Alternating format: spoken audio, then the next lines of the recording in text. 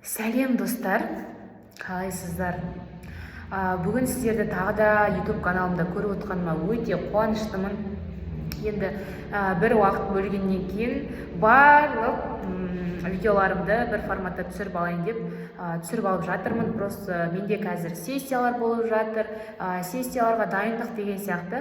Бірақ YouTube каналымның жүріп тұрғанын қалаймын, сіздердің ақпаратты біліп тұрғандарыңызды қалаймын. Сондықтан да барлығын бір кезде түсіріп үзбей жатырмын. Және бізде ремонт әлі де жалғасып жатыр, достар. Естімеңіздер, мән бермеңіздер. Кеттік. Ең басты менің даусым жарқын-жарқын шығады, менің көңіл күйім тамаша. Сондықтан да көңіл күйімізді бұзбаймыз, жай ғана назар салып мені тыңдаймыз. Достар, енді маған барлығының қоятын сұрағы: зачем саған оқу? Неше жыл оқуға уақытыңды кетіріп жатсың? Тұрмысқа шықпайсың ба? Неге сонша жыл оқу саған не керек? Өміріңнің барлығы оқумен кетеді ғой, айналайын-ау деген сұрақтар барлығыңызды мазалайтын шығар. Енді қарап тұрсам, достар, қараңыздаршы, маған айтады да көбісі: оқумен уақытыңды өткізіп алам деп қорықпайсың ба? Мен айтам, оқусыз, білімсіз уақытымды құртып алудан қорқам мен. Неге? Себебі Құран бізге түсті, я.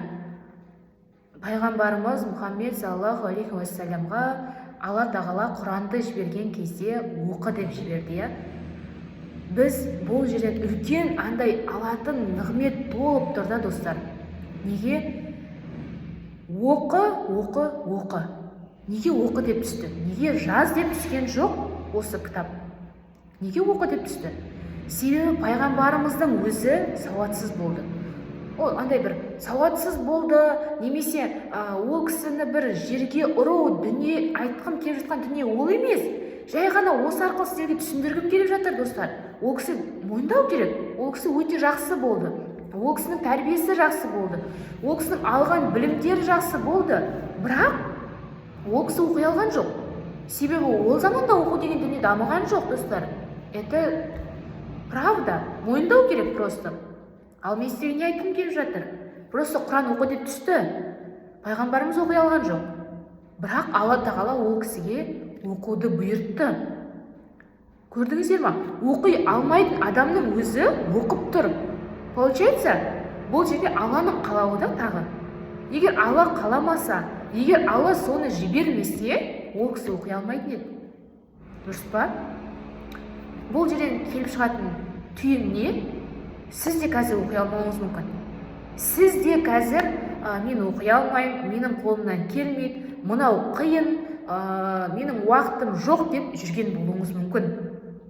Бірақ сіздің қолыңыздан келеді. Сіз Алладан ниет етіңізші, сіздің жүрегіңізде ниет болсыншы, сондай бір оқиын мен, жазайын мен, үйренейін мен деген ниет болсыншы, сізде барлығы иншалла жақсы болады. Сіз ойлаңыз, сіз никак ойлаудан бас тартпаңыз. Үмітіңізді ешқашан үзбеңізші. Бай болғыңыз келе ма? Ойлаңыз, Алладан сұраңыз, әрекет етіңіз. Әрекет еткен кезде, ойлаған кезде, сол дүниені санаңызда, сіздің санаңыздың, түпкі санаңызда болған кезде ғана ол орындалады да, Алла қаласа. Түсініп тұрсыздар ма? Сондықтан да оқудан, білім алудан жалықпаймыз, достар. Өмір бақи сіз оқып өтіңіз. 7 жастан 70 жасқа дейін оқып өтіңіз, достар. Сізге ол пайдасын береді, зияны тек деп ойламаймын. Жарай ма, достар? Сіз қазір үйде отқан әйел боларсыз. Сіз қазір универді бітірген уже маман боларсыз. Сіз қазір оқып жүрген шығарсыз. Оқыңыз, жалықпаңыз. Не үшін жалығасыз? Алла тағала бізге мүмкіндікті беріп тұр ғой, дұрыс па? Сондықтан да мүмкіндікті пайдалануды ешқашан да ұмытпаңыз. Ең басты айтатын дүнием, оқып өзіңізде сақтап қалмаңызшы, достар. Оқыдыңыз ба? Бөлісіңізші жұртпен. Сіз өзіңіз оқыдыңыз, түсіндіңіз, білдіңіз, бірақ ана жақта жүрді әлі білмей, түсінбей, оның не екенін ұқпай жүрген адамдар көп та, достар. Бізде сонда мен ойлаймын да, адамдардың іші тарлығы ма екен сонда? Жай ғана көмектесіп жіберуге не істейді, тартынады да. Жай ғана көмектесіп жіберуге ішіндегі бір сезім жібермей тұрады да. Зачем? Неге мен оған көмектесуім керек? Мен өзім оқыдым сонша уақытымды кетіріп. Неге мен оған айта салуым керек? Ей, адамдар деймін ғой, сен соны берсең, сен оқыған дүниеңмен бөліссең, сол адамға бір құттай болсын 1% пайдасын тисе, ана өмірде саған, немесе осы өмірде Алла тағала көмектеседі ғой деймін да. Сол дүниені ұмытпаңдаршы достар, оқыдыңыздар ма, міндетті түрде бөлісіңдерші адамдармен. Адамдар да білсін, адамдар да үйренсін, адамдар да сізбен бірге дамысыншы достар. Ол сізден озып кетпейді ертең, қорықпаңыз. Ол сіздің ана наныңызды жеп кетпейді алдыңызда, қорықпаңыз. Себебі сіз білімдісіз, себебі сіз оқыған адамсыз. Ал Алла оқығандарды сүйеді. Ислам дінінің өзінде оқу дегеннің маңыздылығы жоғары болып тұрғанда, тіпті ислам діні емес, қазіргі 21 ғасырда оқыған адам, ол алға қарай жылжиды да, ол алға қарай дамиды, өзінің ойын айқын жеткізе алады. Сонда оқу дегеннің маңыздылығы осында жатыр да достар. Енді кеттік. Мен жалпы 9 жыл мектеп оқыдым, 3 жыл 10 ай, почти 4 жыл колледж оқыдым. Қазір Алла қаласа 6 жылдық университеттің уже 3-ші курсында оқып жатырмын. Получается, көріп тұрсыздар, оқу болып жатыр өмірім. Ал мен осы колледжден кейін оқуға түспей қалғанымда, универге түспей қалғанымда мен өкінетін едім. Мен қазір ана жұмыс жасап ақша тауып жүру мүмкін еді, бірақ әлі күнге дейін менің достарым менен сұрайды: Айнаш, универге қалай түстің? Айнаш, универге қалай түсу керек? Қалай грантта оқу керек? Әлі күнге дейін сұрайды. И олар әлі күнге дейін іштерінде өкініш бар. Мен сол кезде бітіріп неге түсе салмадым? Неге түсе салмадым деген өкініш бар. Бірақ өкінудің қажеті жоқ. Өткен өмір өтті достар. Енді тек қана алға қарай жүреміз. Сіз, Абай айтады, сіздің жасыңыз маңызды емес дейді. Ең бастысы білім алуға деген құштарлық. Сіздің білім алуға деген ниетіңіз құштар болып тұрсыз ба? Онда оқыңыз. Тіпті қазір хабарларда шығып жатыр ғой, жасы 40-та мектепке келіп білім алып жатыр, немесе жасы 40-та осы күнге дейін білім алмаған, қазір білім алып жатыр деген сияқты, Бұл жерде не түсінеміз? Адамның жасы маңызды емес. Көбісі айтады, менің жасым өтіп кетті, мен оқу дегеннен қалдым, сен оқы балам дейді. Ата-ана, сіз ғой балаға үлгі. Сіз оқымасаңыз балаңыз қайдан оқиды? Осы кезде мынандай мысал есіме түсіп тұрды.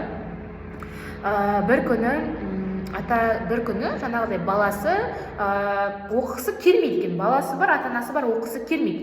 Сөйтіп әкесіне айтады: әке, мен оқым келмей жатыр дейді да. Онда жаңағы әкесі айтады: онда бірінші мен де оқиын дейді. Енді қосылып оқиық деген сияқты әңгіме айтады. Әкесі кітап оқымаған, өмірінде кітап оқымаған ғой қасқа. Енді қатты айтсам ренжімеңіздер, енді жалпы енді мысал ғой бұл, енді өмірде болып жатқан дүние, бірақ мысал ретінде айтып жатыр. Әкесі сонымен жаңа кітапты алады да, былай кітапты алады. Жалпы мен ұстап отырайыншы, осы балам үшін ұстап отырайыншы кітапты. Қойып менен үлгі алсын, көрсін, оқысын деген сияқты. Енді қараңыздаршы, бала дейтін айтқан істемейді ғой ешқашанда, көрген істейді. Сондықтан да баласы деп, әкесі жаңа кітапты алады да бүйтіп ұстап отырады да. Сөйтіп ұстап отырып бетіне қарап отырады. Енді ойлайды, бетіне қарап отыра берем ба кітаптың деп, бастайды, оқып бастайды, жайлап оқып бастайды. Сонымен қараса жаңа кітапты аяқтап тастап қойды. Түсінтісіздер ма? Не айтқым келіп тұрған? Ол біріншіден баласына үлгі бола білді. Баласы әкесін көріп кітап оқыды. И әкесі де бір кітапты баласына үлгі болам деп, өзі бір кітапты аяқтап тастады. Өте бір өнеге алатын сондай бір мысал да. Сондықтан да айтады ғой, жаңағыдай молданың істеген істеме, айтқан істе деген сияқты. Жалпы достар, білім алу деген осында. Мен қазір колледжде оқып бітіргеніме өкінбеймін, мен универде оқып жатқаныма өкінбеймін, жалпы мен уақытымның оқумен өтіп жатқандығына өкінбеймін. Дәл сол сияқты сіздің де қолыңыздан келеді оқу, ең бастысы ниетіңіз түзу болса болды. Достар, келесі видеода жалпы қалай колледжге түсу керек, қалай универге түсу керек, жалпы қайсын таңдаған дұрыс деген сұрақтарыңызға келесі историяға да жауап беретін боламын. Бұл сіздерге оқуға деген жалпы мотивациялық видеом болатын. Көргендеріңізге рахмет. Лайк басуды, менің каналыма тіркелуді ұмытпаңыздаршы достар. Жай ғана бірге дамиық. Сау болыңыздар. Мен сіздерді жақсы көремін. Сіздер де мені жақсы көресіздер деген ойдамын.